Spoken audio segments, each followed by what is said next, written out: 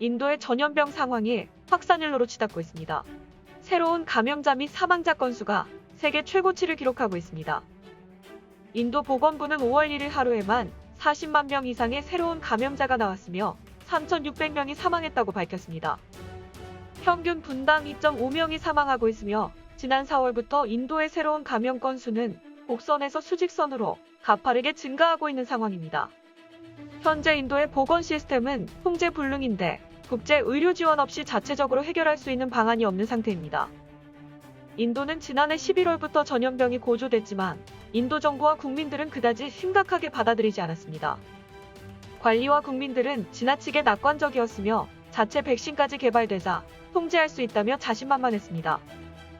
그러다 4월 초 백신 접종을 본격적으로 시작하자 감염자는 오히려 몇만에서 몇십만 단위로 늘어났고 정부 당국과 국민들은 충격을 받고서야 사태에 주목하기 시작했습니다. 더욱이 인도의 전염병 상황은 한 곳에서 발생해서 여러 곳으로 확산되는 것이 아니라 많은 지역에서 동시에 급증하고 있습니다. 그렇다면 왜 인도에서 이렇게 많은 전염병이 발생하고 있는 걸까요? 가장 큰 원인은 변이 바이러스의 급속한 확산입니다. 기존 영국, 브라질, 남아프리카 공화국 변이 바이러스들은 바이러스의 게놈의 감염률을 높이고 면역을 약화하는 변이 바이러스가 한 종류만 발생했습니다. 기존 변이 바이러스 중 L452R은 미국 캘리포니아에서 발견된 변이 바이러스에서, E484K는 남아프리카 공화국과 브라질 변이 바이러스에서 처음 발견됐습니다. 하지만 최근 인도에서 보고된 변이 바이러스에선 E484Q와 L452R이라는 두 가지 변이가 한꺼번에 나타났는데 때문에 다른 변이 바이러스와 구별해 이중 변이 바이러스라고 부르고 있습니다. 그런데 4월 초 발견된 3중 변이 바이러스는 이중 변이 바이러스를 모태로 하면서 한 번의 변이를 더 거친 경우입니다.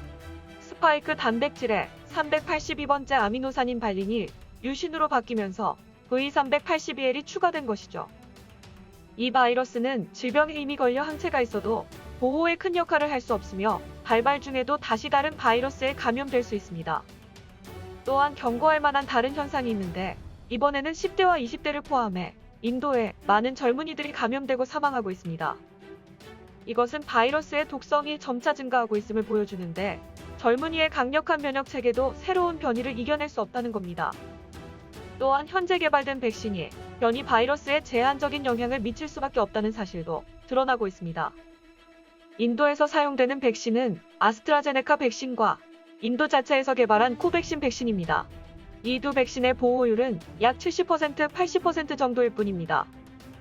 또한 인도는 의료 시스템이 매우 취약합니다.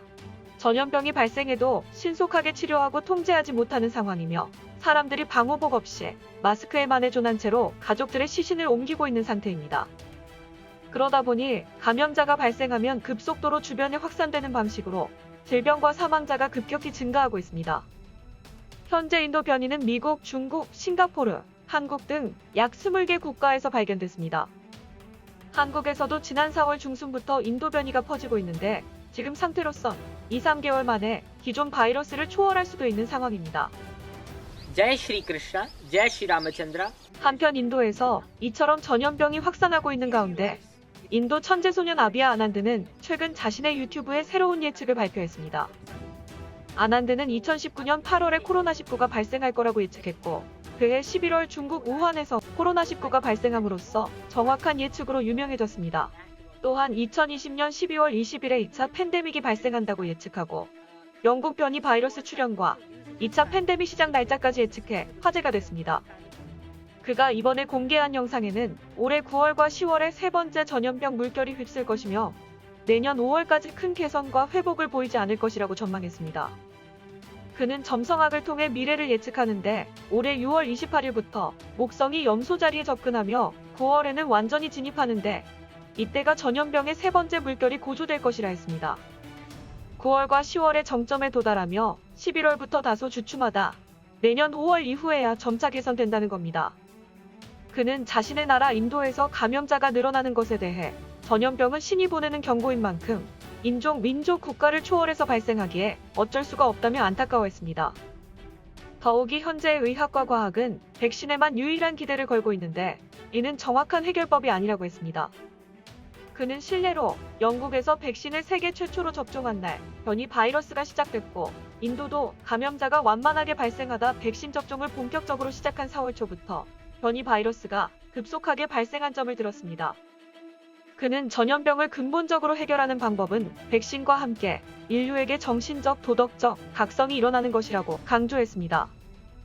인간은 그동안 자연을 훼손하고 도덕이 추락하고 신의 질서를 파괴한 과오가 크기 때문에 이를 반성하는 대각성이 있어야만 신체와 정신을 향상시킬 수 있으며 나아가 질병 퇴치도 빨라진다고 했습니다.